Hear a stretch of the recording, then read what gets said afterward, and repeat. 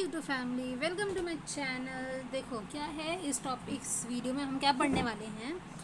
जो 25 जून 2026 है उसको एक न्यूज़ आई है।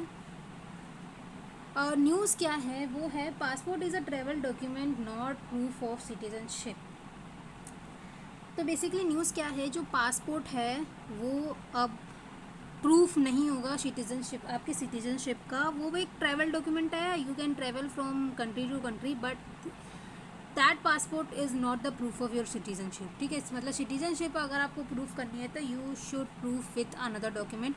वो डॉक्यूमेंट क्या है यू डोंट नो, क्योंकि अभी तक हमारे पास ऐसा कोई डॉक्यूमेंट ही नहीं है जिससे आप प्रूफ कर सको कि we are citizen of India. हम लोग सिटीजन, देखो जो आम नागरिक है इंडिया के, वो तो सिटीज़न इसलिए क्योंकि वो वहाँ बॉर्न हुए हैं, उनकी फैमिली वहाँ बॉर्न हुई है, उनकी पीढ़ी वहाँ पे बॉर्न हुई है, मतलब उनके मम्मी पापा वहाँ पे बॉर्न हुए हैं, इस वजह से। लेकिन अगर किसी को प्रूफ करना हो, if government tells you to proof your citizenship, then you don't have any document that you can take as a proof of citizenship. ठीक है, पहले देखो पासपोर्ट क्या होता था कि पासपोर्ट बेसिकली मिलता ही उसको था जो सिटीज़न होता था इंडिया का। ठीक है, इंडिया का पासपोर्ट उसी को मिलेगा ना जो इंडिया का सिटीज़न है। पता नहीं क्यों बट ये नया एक प्रोविज़न कर दिया है कि passport is now not a proof of a citizenship, it is just a travel document. It helps Indian travel and transit through foreign countries. ठीक है, passport should not be compared with document use to establish citizenship. अब passport आप नहीं दे सकते अपनी citizenship को proof करने के लिए। Passport assurance issued only after extensive and due diligence verification uses document from government agency like Aadhaar etcetera. ये सब लोग आपका पासपोर्ट इशू करते हैं, वेरीफाई करती हैं। Classification made in response to a question on voter list exclusion during the special intensive revision of electoral roll in 16 state. बहरहाल जो पासपोर्ट सेवा है जहाँ से आप अपना पासपोर्ट इशू करवाते हैं, आप बनवाते हैं, वो 27 countries of first visa free entry to Indian passport holders, यानी कि 27 ऐसी कंट्री हैं वर्ल्ड में जो कि हमें फ्री वीज़ा देती हैं अपनी कंट्री में आने के लिए। 47 countries offer visa on arrival के बाद आप वहाँ पे अपना वीज़ा लगवा सकते हैं। 66 country offer e visa facilities. E visa यानी कि ऑनलाइन ही आप अपना वीज़ा लगवा सकते हैं। ऐसी 66 कंट्रीज जो हमें ऑफ़र करती हैं। Around 10% of the Indian passport holder have clip based E passport, यानी कि जो उनका पासपोर्ट होता है उसमें एक छोटी सी क्लिप होती है जिसको आप स्कैन करके इंफॉर्मेशन ले सकते हैं। Passport network now covers almost every Lok Sabha constituencies. ठीक है, तो ये तो बहुत नॉर्मल सी बात है। आगे देखते हैं ethical migration initiative. Recruitment agency from across India will participate. हर कोई एजेंसी यहाँ पे, हर कोई नहीं मतलब जो रिक्रूटमेंट एजेंसी होती है वो पार्टिसिपेट करती है।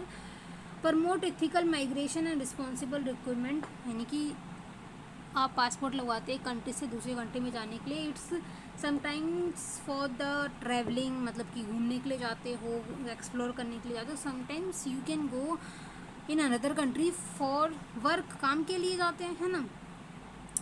Create awareness against fraudulent agent and illegal migration, awareness फैलाने का काम करती है। Focus on preventing illegal migration to conflict zones and high risk areas. तो काफ़ी ज़्यादा इलीगल माइग्रेशन होता है।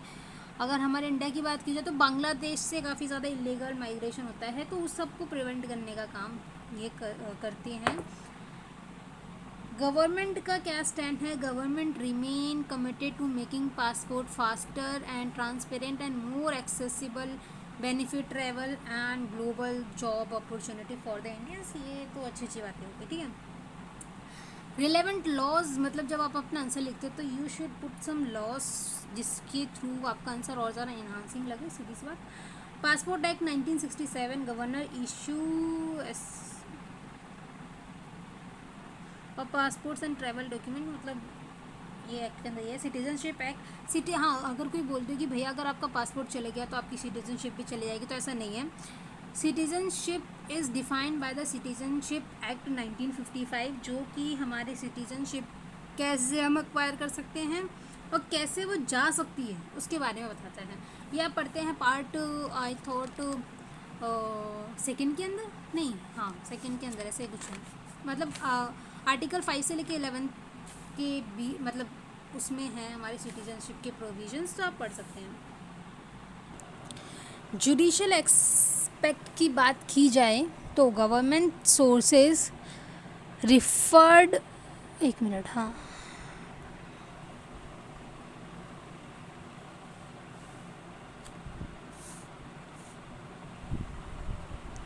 एक मिनट रुकना गाइस।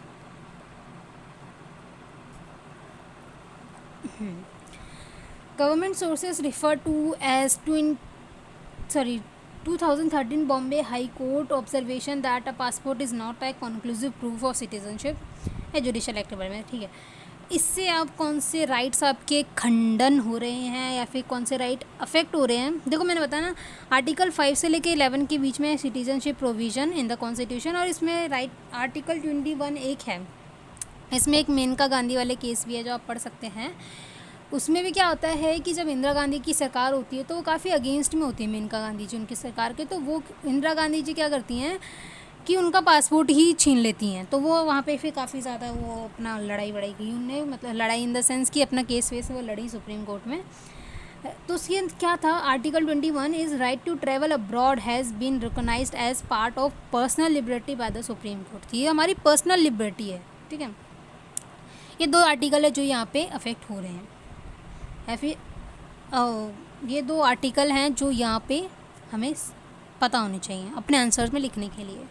तो यहाँ पे इतना ही था कि basically passport is now no more as a citizenship proof, it is just a document, just a travel document, ठीक है। ये था। अब हम बात करते हैं आगे, जो कि क्या है कि 27 जून 2026 में हिंदी न्यूज़पेपर में जो भी आर्टिकल, जो भी लॉज लाए गए हैं उन सब के बारे में। तो उसमें एक था कि अल्ट्रासाउंड के बारे में, यानी कि देखो अल्ट्रासाउंड क्या होता है कि जब भी कोई प्रेग्नेंट वीमेन होती है तो उसके पेट में कौन सा, मतलब लड़का है लड़की, वो पता करने के लिए पहले अल्ट्रासाउंड कराए जाते थे। फिर बाद में सरकार ने इसको बैन कर दिया क्योंकि काफ़ी लोग क्या होते थे लड़की होने पे इसको पेट में मार देते थे, तो इस वजह से बंद हो गया। बट अब कहा जा रहा है कि ये कहीं ना कहीं गलती हो रहा, मतलब अल्ट्रासाउंड को बंद करके भी हम क्या कर रहे हैं, गलती कर रहे हैं, ऐसा कुछ है, ठीक है। इसमें बेसिकली केस क्या था, मैं तुम्हें पहले केस बता देती हूँ। क्योंकि एक लेडी थी, ठीक है, तो मुझे अच्छे से याद नहीं है, देखो मैं मोटा मोटा बता रही हूँ, तुम इसको पढ़ सकते हो। There are lots of videos on the YouTube which is about this topic, ठीक है। आप डाल दोगे करंट अफेयर्स 17 जून 2026 के हिंदू एनालिसिस, तो काफ़ी सारी वीडियोज़ आ जाएंगे, तो उसमें आ जाएगा। तो मेरा मोटिव क्या है कि मैं इस वीडियो में तुम्हें जो इम्पोर्टेंट है आ सकता है एग्ज़ाम के अंदर वो बता रही हूँ, ठीक है। तो मेरा मोटिव नहीं है कि तुम्हें मिर्च मसाला दूँ कि उस टॉपिक के अंदर क्या था, this is not my motive. My motive is giving you a relevant things, important points which is coming your exam, और रिलेटेड चीज़ें आजकल बड़ी आ रही हैं, तो वो ठीक है। तो इसमें बेसिकली क्या था कि किसी औरत को कहा था, या पता नहीं वो प्रेग्नेंट थी कि नहीं, कि उनको कहा था कि आप अल्ट्रासाउंड करा लो, पर उनने डर के मारे अल्ट्रासाउंड नहीं कराया।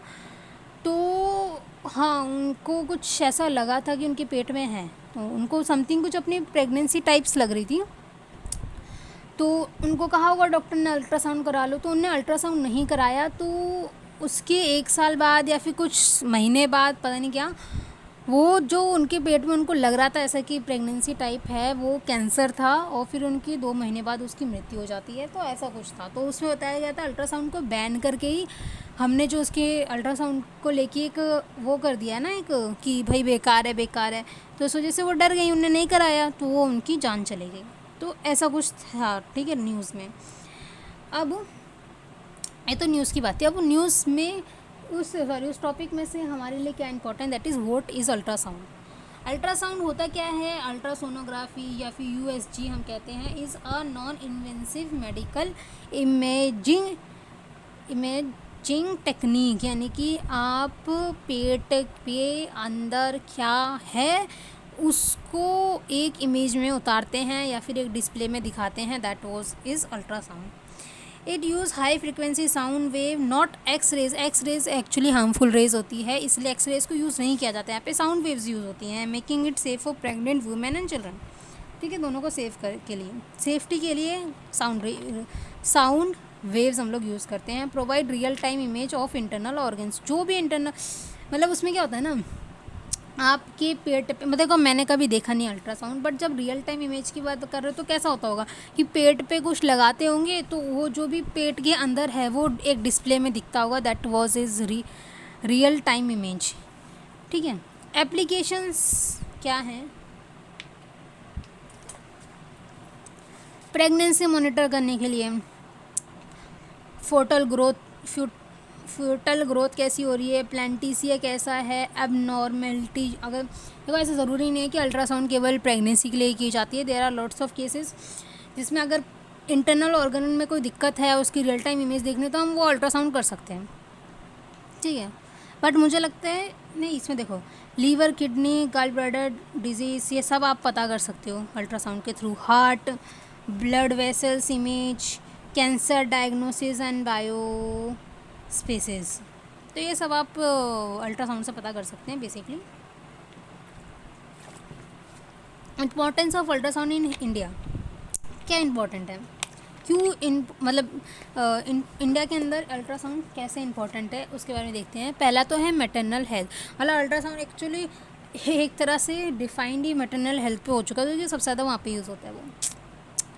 Maternal and child health, detect cognitive abnormality, यानी कि बच्चे के अंदर, क्योंकि देखो कुछ बच्चे के अंदर क्या होता है कि पैदाइशी ही कुछ दिक्कतें होती हैं, जैसे कि बॉडी स्ट्रक्चर अच्छे से ना बन पाना, या फिर कुछ भी ऐसा होता है ना कि बाहर आके बच्चा पूरी तरह से स्वस्थ नहीं होता, उसके अंदर कुछ ना कुछ डिसेबिलिटी होती है, तो वो हम पेट के अंदर ही डिटेक्ट कर सकते हैं।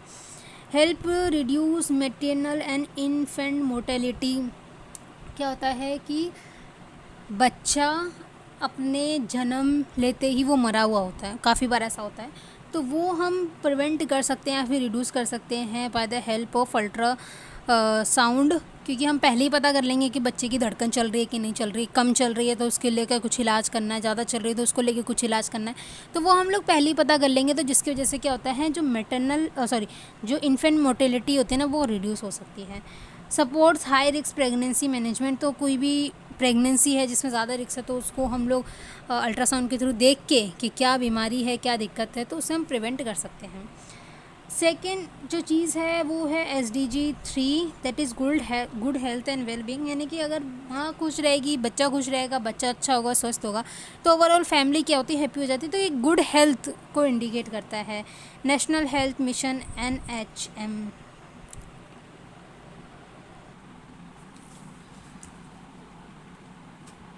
गाइस पता क्या हुआ, अभी मैंने सारा पढ़ा दिया था लेकिन वो वीडियो याद नहीं थी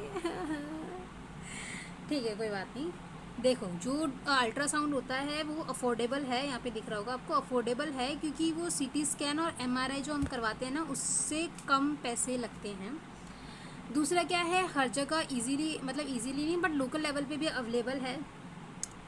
और तीसरा क्या है, अगर हम लोग डायग्नोसिस कर सकते हैं, अगर माँ के पेट में अगर कोई इंटरनल ब्लीडिंग हो रही है तो वो हमें पता चल जाएगी अल्ट्रासाउंड करवाने से। ट्रॉमा मैनेजमेंट कर सकते हो, ICU मॉनिटरिंग कर सकते हो। कैंसर डिटेक्शन में भी काफ़ी ज़्यादा उपयोग होता है, अगर कोई ब्रेस्ट कैंसर है, थायराइड कैंसर है, लीवर एब्डोमेनल कैंसर है, उन सब में को आप पता कर सकते हो अल्ट्रासाउंड कराने के बाद। मिसयूज़ होता है, सबसे ज़्यादा मिसयूज़ होता है सेक्स डिटर्मिनेशन में, यानी कि पहला ऐसा होता था कि अगर पता चल जाए कि लड़की है तो उसको पेट में ही मार दिया जाता था, ऐसा पहला होता था। PCPND एक्ट है जिसमें है pre conception and pre natal diagnosis technique act 1994, जिसमें क्या था, प्रोहिबिशन कर दिया था सेक्स सिलेक्शन पे, क्योंकि पहला पता चल जाता है ना इंसान को कि लड़के, तो उसको जीने नहीं दे रहा था वो, तो ये बैन कर दिया गया है पूरी तरह से हमारे इंडिया में। ठीक है, जो मैंने पहले पढ़ाया था ना जब वीडियो ऑफ थी तो मैंने ज़्यादा अच्छे से पढ़ा दिया था, अब वो दोबारा कराने में ना ठीक है, फिर भी मैंने को बता देना, मतलब बेसिकली इसमें इतना ही था कि सबसे ज़्यादा मिसयूज़ तो इसका सेक्स डिटर्मिनेशन में ही हो रहा था, ठीक है। फिर कोई कोई लोग ऐसा भी हो रहा था कि अल्ट्रासाउंड मशीन का ही गलत यूज़ करने लग गया था, तो इसलिए भी इसको बैन कर दिया गया, ठीक है। अल्ट्रासाउंड बैन नहीं किया है, बट सेल्फ डिटर्मिनेशन बैन कर दिया गया है। सेल्फ नहीं, सेक्स डिटर्मिनेशन, यार ये सेल्फ डिटर्मिनेशन निकल गया, आई एम सो सॉरी, ठीक है। और अगर कोई ऐसा करता है, अगर फिर भी मना करने के बाद भी कोई ऐसा त्रिमूर्ति उत्पन्न हुआ है जो ऐसा करता है, तो भैया उसके लिए है जेल, फाइन और कैंसिलेशन ऑफ डॉक्टर रजिस्ट्रेशन। अगर और वहाँ पता है क्या है, अल्ट्रासाउंड की जो रिपोर्ट होती है ना, वो ऐसे ही नहीं आप करवा सकते, क्योंकि उसके लिए आपको डॉक्टर की अनुमति होनी चाहिए। नहीं कि डॉक्टर कहेंगे तभी आप अल्ट्रासाउंड करवा सकते हो। और वो जो रिपोर्ट होती है ना, उसका भी कॉन्फिडेंशियल रखा जाता है। अगर जैसे कि आपको अल्ट्रासाउंड कराई कुछ दिक्कत होने की वजह से, आप क्या है पेट में लड़का लड़की उसकी वजह से, कोई दिक्कत की वजह से, तो केवल आपको दिक्कत बताएंगे, लड़का है लड़की है वो नहीं बताएंगे, ठीक है, जो कि अच्छी चीज़ है, नो डाउट अच्छी चीज़ है। तो ये था। और भी इसमें जो इश्यूज़ हैं ना, उसके बारे में देखते हैं। Issues highlighted, storage of radio logistic in rural India, storage मैंने बोल दिया, shortage of radio.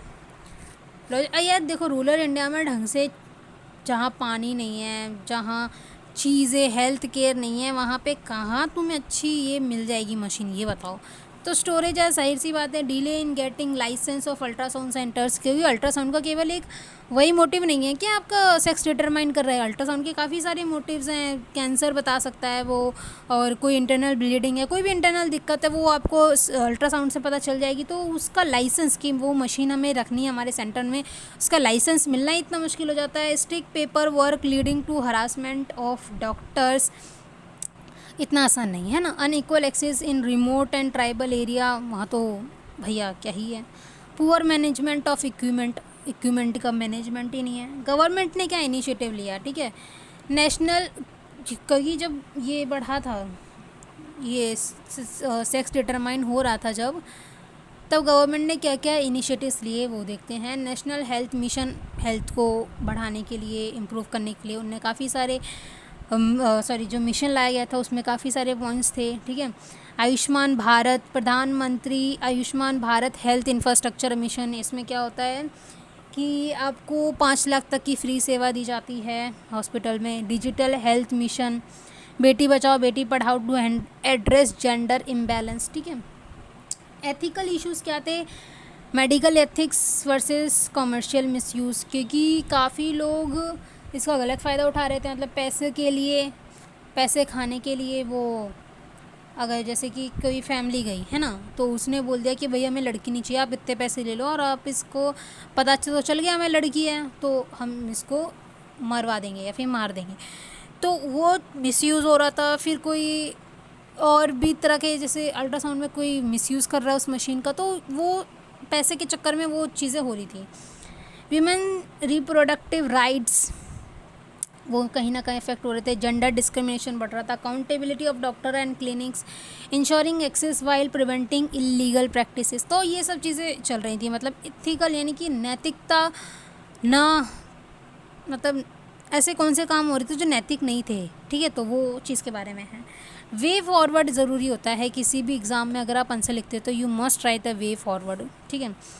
Increase ultrasound facility in rural area, मतलब कि पहले तो ना जो भी जिस भी सेंटर्स में आप, पहले तो सेंटर्स में अल्ट्रासाउंड मशीन को आप उपलब्ध कराइए, ठीक है। फिर उसके बाद क्या कहिए, मैं अपनी तरफ से बता रही हूँ, ठीक है। पहले तो उपलब्ध करा, पहले मशीन तो होनी चाहिए ना, तब उसका मिसयूज़ और ना मिसयूज़ तो अलग बात है। उपलब्ध कराने के बाद उसमें क्या करिए, आप लिमिट्स रख दीजिए कि अगर आप ये रिपोर्ट करवा रहे हैं, जैसे कि किसी ने सेक्स डिटर्मिनेशन की रिपोर्ट करवाई, तो वो रिपोर्ट केवल डायरेक्ट डॉक्टर के पास जाएगी, और डॉक्टर की मॉरल रिस्पॉन्सिबिलिटी बनती है कि वो उन पेरेंट्स को ना बताए कि भाई बच्चा क्या है, लड़का है लड़की, वो चीज़ ना बताए, बस वो रिपोर्ट देखिए अपनी, और जो भी उसके अकॉर्डिंग जो भी उसको काम करना है, मेडिसिन देनी है वो दे, और बस वहीं रिपोर्ट ख़त्म। इसके अलावा ये रिपोर्ट मेरे को ऐसा लगता है कि फैमिली वालों के भी घर पे नहीं जानी चाहिए, ठीक है। फैमिली में से पता चल गया कोई डॉक्टर निकल गया। Train more radiologistic and sonographers, train करना चाहिए हमें, सही बात है। Digitalise record to reduce unnecessary paper work, हाँ डिजिटलाइज कर दो, ये भी अच्छी चीज़ है। बट यार देखो डिजिटलाइजेशन ना इतनी जल्दी नहीं होगा, क्योंकि lots of people in our India is not that much literate कि वो डिजिटल चीज़ों को इतनी जल्दी वो कर लें, अडॉप्ट कर लें। तो इस चीज़ में टाइम लगेगा, बट हमें शुरुआत तो करनी चाहिए ना। जब तक हम शुरुआत ही नहीं करेंगे तो हम पहुँचेंगे ही नहीं ना कहीं पे भी। तो हम उस लेवल पे पहुँचना है कि सब चीज़ डिजिटलाइज हो जाए, तो उसके लिए शुरुआत करनी चाहिए। तो अच्छी चीज़ है कि डिजिटलाइज कर देना चाहिए हमें रिकॉर्ड्स को, जिससे पेपर वर्क बचे, जिससे भाई वो जाहिर सी बात है पेड़ कटने से बचा है। Strict action against illegal sex determination, मैंने कहा ना अगर कोई ऐसा कर रहा है तो उसके अगेंस्ट ये नहीं कि आपने फ़ाइन कर दिया बस कि अगली बार मत करना, नहीं भाई स्ट्रिक्ट एक्शन लो, किसी की जान पे बनाई होती है वो बातें, ठीक है। Public awareness and gender equality को हमें ज़्यादा सपोर्ट करना चाहिए। पहले तो यार अपनी सोच को थोड़ा बड़ा करो, जिससे थ्रू आप ये लड़का लड़की में जो करते रहते हो कि ये लड़की का ये काम है, लड़के का वो काम पहले ख़त्म करो, तब जाके कहीं कुछ आगे बढ़ेगा, है ना। Use AI and tele radiology to improve diagnosis and under reserved areas. AI देखो अब तो AI हर जगह आ गया है, तो AI को यूज़ करो। और जो ऐसे एरियाज़ हैं जहाँ पे जैसे ट्राइबल एरियाज़ होते हैं ना, वहाँ पे ये सब चीज़ें करना थोड़ा मुश्किल होता है, तो उस चीज़ को कहीं ना कहीं हमें सपोर्ट करना चाहिए, उस चीज़ को हमें बढ़ावा देना चाहिए। तो ये सब था अल्ट्रासाउंड के बारे में। अल्ट्रासाउंड के क्यों आए थे न्यूज़ में वो मैंने बता दिया था कि एक लेडीज़ ख़त्म हो गई थी, उसने अल्ट्रासाउंड नहीं करवाया था, तो उस वजह से न्यूज़ में था। और इसके बारे में जो भी जितने मैंने एस्पेक्ट आपको बताए हैं ना, वो आप पढ़ना, क्योंकि वो जब आप आंसर राइटिंग करोगे ना तो आप ये जाके तो नहीं लिखोगे ना आंसर में कि एक लड़ी ख़त्म हो गई थी इसलिए न्यूज़ में था, नॉट एट ऑल। तो जो भी एस्पेक्ट्स मैंने बताए हैं और इन्हीं एस्पेक्ट्स पे आपको क्वेश्चन पूछे जाते हैं, वो चलेंगे कि अल्ट्रासाउंड अच्छा है लेकिन उसके कुछ मिसयूज़ के कारण वो बेकार है, तो वो बताइए। तो पहले अच्छा क्यों है वो बताओ ना, कि कैंसर बता देता है, इंटरनल ब्लीडिंग है कोई मदर को, कोई ऐसी बीमारी है जो इंटरनली है तो वो बता देगा। और क्या बोलते हैं, क्यों मिसयूज़ हो रहा है, तो सेक्स डिटर्मिनेशन में मिसयूज़ हो जाता है, कोई मशीन का ही मिसयूज़ कर लेता है, कोई पैसे की वजह से गलत चीज़ें बताता है, या फिर कुछ भी ऐसा, वो आप ऐसे रिलेट करके बता सकते हो। फिर गवर्नमेंट ने क्या इनिशिएटिव्स लिए, फिर आपका वे फॉरवर्ड क्या है, ये सब चीज़ें है ना। तो ये ऐसे आंसर लिखे जाते हैं। तो हमारे पास एक एक और टॉपिक है, that is new FCRA rules. पहली बात तो FCRA रूल होता क्या है, फॉरेन कंट्रीब्यूशन रेगुलेशन एक्ट 2010। इसमें क्या होता है, मैं अगर आपको मोटा मोटी बताऊं तो जो NGOs वगैरह होते हैं ना, वो क्या करते हैं, काफ़ी बार डोनेशन फॉरेन कंट्री से या फॉरेन किसी भी मीन्स ऑफ क्या बोलते, किसी भी मीन्स से वो, मतलब कि मीन्स आई वांट टू से इज़ कि काफ़ी सारे NGOs क्या होते हैं जो फॉरेन कंट्रीज से अपना डोनेशन लेते हैं, ठीक है। तो इसमें क्या है कि the foreign contribution act 2010 regulates the acceptance and use of foreign donation by NGOs, association, trusts, societies and certain individuals. It is administered by the Ministry of Home Affairs. तो किसके अंदर है, मिनिस्ट्री ऑफ होम अफेयर्स के अंदर है। Basically क्या होता है कि जो NGOs अपना काम चलाने के लिए काम जो करते हैं उनके लिए वो काफ़ी बार डोनेशन फॉरेन कंट्री से ले लेते हैं। तो वो जो डोनेशन उन्होंने लिया वो लीगल है, नॉन लीगल है, जो वो डोनेशन लेकर आए कंट्री में अपने इंडिया में, वो लीगल काम के लिए यूज़ कर रहे हैं, नॉन लीगल काम के लिए यूज़ करते हैं, ये सब चीज़ के बारे में है FCRA। तो इसमें हमने कुछ नए रूल्स लाए हैं, वो रूल्स क्या हैं ये हम देखते हैं। ऑब्जेक्टिव क्या है, इंश्योरेंस ट्रांसपेरेंसी, क्योंकि काफ़ी बार क्या होता है जो कंट्रीज़ हमारे फेवर में नहीं है वो क्या करेंगी, फ़ॉरेन फंडिंग भेज देंगी इंडिया के अंदर NGOs को और बोल देंगी भैया आप आतंक मचा दो, वहाँ पे अशांति कर दो। तो वो चीज़ें हमें देखनी पड़ेगी ना, मतलब वही हो जाएगा हमारे बाहर की कंट्री जो हैं, काफ़ी सारी ऐसी कंट्री जो इंडिया को नहीं पसंद करती होंगी, तो वो चाहती होंगी ऐसा शांति फैलाना, काफ़ी बार हमने देखा गया कि फ़ॉरेन फंडिंग मिलती है, जो भी इंडिया के अंदर इलीगल एक्टिविटीज़ हो रही है, टेररिस्ट एक्टिविटीज़ हो रही है, उसके लिए फ़ॉरेन फंडिंग बाहर से ही आती है ना।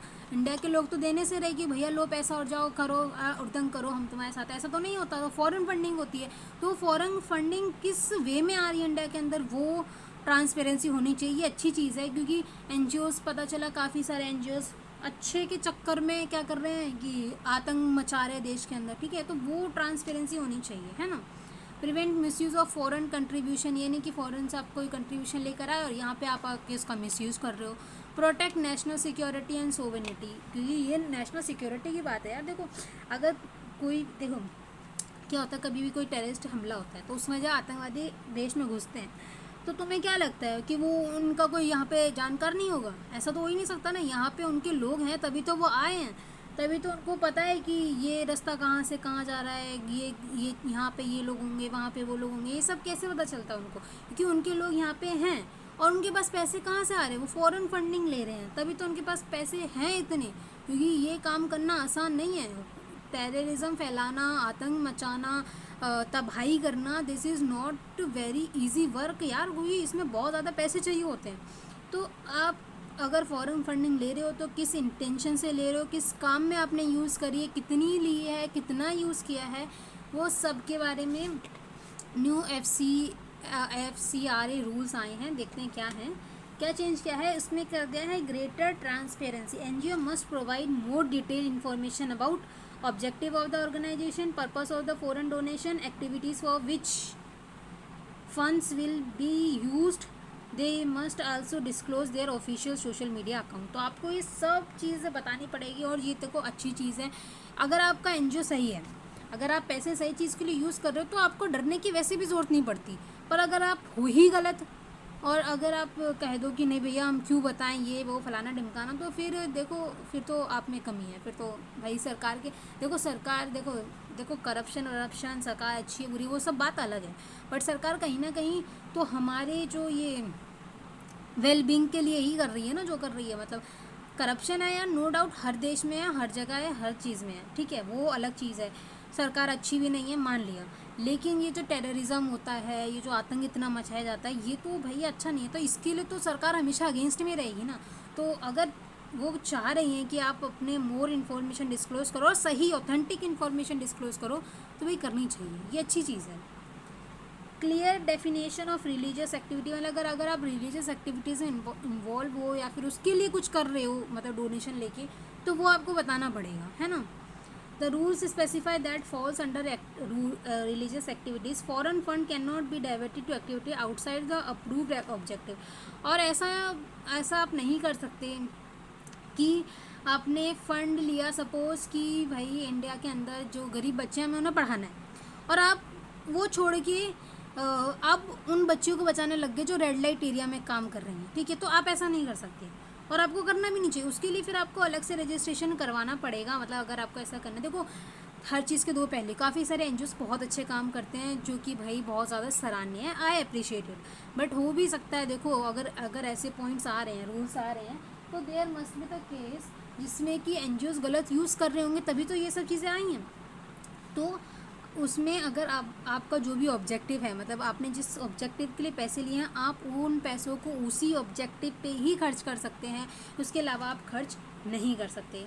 Stricter monitoring of funds utilisation, जो भी आप फंड्स यूटिलाइज कर रहे हो उसका आपको पाई का हिसाब देना पड़ेगा, सीधी सी बात ये है। Condition for release of funds, organisation receive funds under prior permission must be utilise a substantive part of earlier fund before receiving subsequent installment। तो मतलब आप अगर जो भी आपके इंस्टॉलमेंट में पैसे वगैरह आ रहे हैं तो उसके लिए आपको परमिशन लेनी पड़ेगी, प्रायर परमिशन, यानी कि सबसे पहले आपको परमिशन लेनी है, यानी कि पैसे आने के बाद बता रहे हो, पहले आपको परमिशन लेनी है, उसके बाद देखा जाएगा, और उसके बाद जो भी अगर आपके पैसे आ रहे हैं तो वो अलग बात है, ठीक है। हायर पेनल्टीज़, हायर पेनल्टीज़ किस चीज़ में, देखो अगर फॉरेन फंड का मिसयूज़ हो रहा है, स्पेंडिंग बियॉन्ड अप्रूवल पर्पस, अगर आपने जो पर्पस बताया उसके अलावा अगर आपने कहीं पे वो चीज़ें स्पेंड कर दी, या फिर violation of administrative limits attract sticker monitor penalties, मतलब आपको भुगतान करना पड़ेगा अगर आपने फॉरेन फंड्स का मिसयूज़ कर रहे हो या फिर अपने जो आपने बताया तो उसके बियॉन्ड यूज़ कर रहे हो, तो भैया भुगतान तो करना पड़ेगा। इसमें गवर्नमेंट नेशनल क्या है, गवर्नमेंट क्या कहती है, इससे अकाउंटेबिलिटी बढ़ेगी, प्रिवेंट मनी लॉन्ड्रिंग, ठीक है, stop diversion of foreign funds, protect national security, increase transparency in NGO functions, ठीक है। क्रिटिसिज्म क्या है कि क्रिटिक्स क्या कहते हैं, देखो हर चीज़ का क्रिटिसिज्म तो होगा, दैट वाज ऑब्वियस, ठीक है, बट सपोर्ट करना चाहिए हमें। अगर आप गलत हो ही नहीं तो डर किस बात का। क्रिटिक्स से civil society group argue the rules increased compliances burden, तो वो क्या कर रहे हैं, कंप्लाइंसेस बर्डन बढ़ा रहे हैं, क्योंकि यार देखो आपने एक चीज़ पे फंड लिया, फिर आप दूसरी चीज़ नहीं कर पा रहे, दूसरी चीज़ के लिए फिर आपको दोबारा रजिस्ट्रेशन कराना, जो कि रजिस्ट्रेशन फ़ीस कम नहीं होती, ज़्यादा होती है, मैंने ऐसा सुना है, तो वो चीज़ एक प्रॉब्लमेटिक है। Some believe they may reduce the operational flexibility of NGOs की ऑपरेशन, क्योंकि एनजीओज़ यार देखा ऐसा नहीं होता कि अगर हमने बच्चों को पढ़ाने के लिए एनजीओ खोला है तो केवल आप बच्चों को पढ़ा रहे हो, जो अगर मुसीबत में आप उसकी भी तो मदद करोगे ना, तो वो आप इसमें अब नहीं कर सकते। Opposition parties of some religious organisation have express concern about their impact on voluntary organisation and charitable work, तो हाँ इस पर इम्पैक्ट तो हो गया, जो वॉलेंटरी ऑर्गेनाइजेशन है चैरिटेबल के लिए काम कर रही है तो उस पर कहीं ना कहीं इम्पैक्ट होगा, और जो कि होता ही है यार, अगर आप कोई भी नए रूल्स रेगुलेशंस निकालते तो उसका कहीं ना कहीं तो इम्पैक्ट होता ही है ना। एक महीने में सही भी है, क्योंकि हमें यार पता तो चले कि कहाँ पैसे यूज़ हो रहे हैं। काफ़ी बार फॉरेन फंडिंग टेररिस्ट एक्टिविटीज़ को अंजाम देने के लिए भी की जाती है, जो कि ऐसे ही अच्छे दिखने वाले लोग करते हैं। काफ़ी सारे एनजीओज़ हो सकते हैं, मतलब आई एम नॉट सेइंग कि एनजीओज़ गलत होते हैं, एनजीओज़ हो सकते हैं, कोई इंसान हो सकता है, कोई एसोसिएशन हो सकती है, सब चीज़ें, ठीक है। तो दैट्स ऑल अबाउट इट, कि हमने देखा काफ़ी सारे, हमने नए नए टॉपिक्स देखे, उस टॉपिक्स के रिलेटेड क्या क्या एक्सपर्ट्स हैं जो हमारे यूपीएससी सीएससी एग्ज़ाम में आ सकते हैं, वो सब हमने देखे। Thank you for watching my video guys, thank you so much.